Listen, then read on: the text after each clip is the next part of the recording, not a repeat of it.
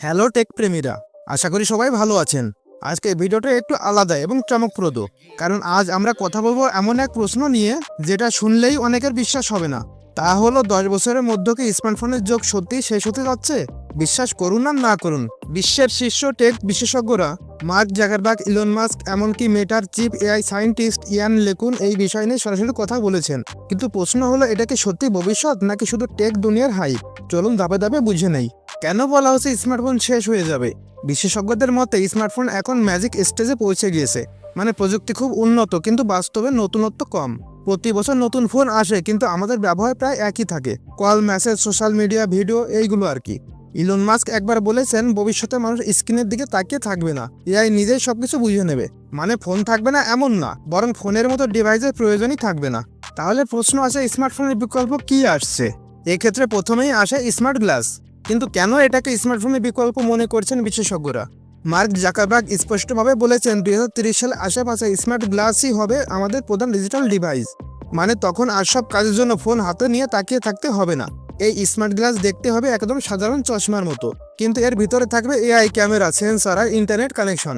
আপনি শুধু চশমা পরে থাকবেন আর রাস্তায় হাঁটতে হাঁটতে চোখের সামনে নেভিগেশন ভেসে উঠবে। কল আসলে ফোন বের না করে কথা বলা যাবে। মেসেজ, নোটিফিকেশন, এমনকি সোশ্যাল মিডিয়ার কন্টেন্টও সরাসরি দেখা যাবে। সবথেকে বড় ব্যাপার হলো, এগুলো টাচ করার দরকার হবে না। ভয়েস কমান্ড, হাতের ইশারা বা চোখের মুভমেন্ট দিয়ে সবকিছু কন্ট্রোল করা যাবে। মেটা ইতিমধ্যেই রে-ব্যান স্মার্ট গ্লাস বাজারে এনেছে, যেটা এখনো প্রাথমিক পর্যায়ে থাকলেও এটা প্রমাণ করে ভবিষ্যৎ কোন দিকে যাচ্ছে। শুধু মেটাই না, গুগল তাদের এআই জিমিনিকে স্মার্ট গ্লাসের সাথে যুক্ত করার কাজ করছে, আর অ্যাপেল গোপনে কাজ করছে নিজস্ব এআর গ্লাস প্রজেক্টে। বিশেষজ্ঞরা বলছেন, যেদিন স্মার্ট গ্লাস ফোনের মতো শক্তিশালী হবে আর সারাদিন আরাম করে পড়া যাবে, সেদিন থেকে স্মার্টফোন ধীরে ধীরে ব্যাকগ্রাউন্ডে চলে যাবে। দ্বিতীয়ত আসে এআই পাওয়ার ডিভাইস।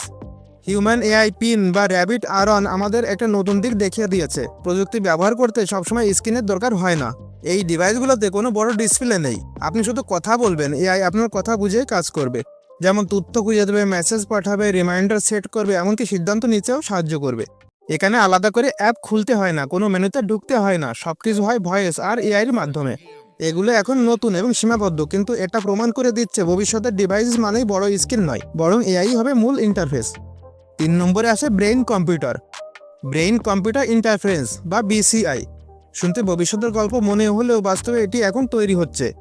এই প্রযুক্তির মূল ধারণা খুবই সহজ, মানুষের মস্তিষ্ক আর কম্পিউটারের মাঝে সরাসরি যোগাযোগ তৈরি করা। নিউরালিঙ্কের মতো কোম্পানি এমন একটি ছোট চিপ বানাচ্ছে, যেটা মানুষের মস্তিষ্কে বসানো যাবে। এই চিপ মস্তিষ্কে নিউরনের সিগন্যাল পড়তে পারে এবং সেই সিগন্যালকে কম্পিউটার ভাষায় রূপান্তর করে।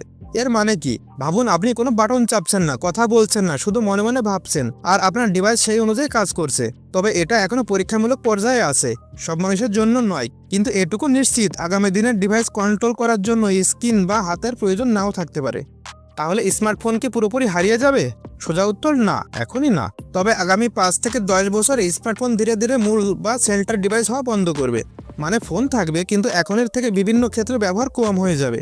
যদি বলি এর প্রভাব আমাদের জীবনে কেমন হবে, তাহলে এটার ফলে স্ক্রিন টাইম কমবে, কাজ দ্রুত হবে, প্রযুক্তি হবে আরও পার্সোনাল। কিন্তু এটাতে প্রাইভেসি নিয়ে প্রশ্ন বাড়বে, কারণ এআই সবসময় আমাদের আশেপাশে থাকবে। বন্ধুরা, স্মার্টফোন যুগ হঠাৎই শেষ হবে না, কিন্তু এটা নিশ্চিত ভবিষ্যতে প্রযুক্তি হবে স্ক্রিনের বাইরে, আর আমাদের জীবন হবে আরও এআই ড্রিভেন। এখন প্রশ্নটা আপনাদের, আপনি কি স্মার্টফোন ছাড়া জীবন কল্পনা করতে পারেন, নাকি ফোন সবসময় আপনাদের সাথেই থাকবে? কমেন্টে আপনার মতামত জানাতে ভুলবেন না। ভিডিওটি ভালো লাগলে লাইক করবেন। আগামী ভিডিওতে দেখা হবে। এতক্ষণ সাথে থাকার জন্য ধন্যবাদ।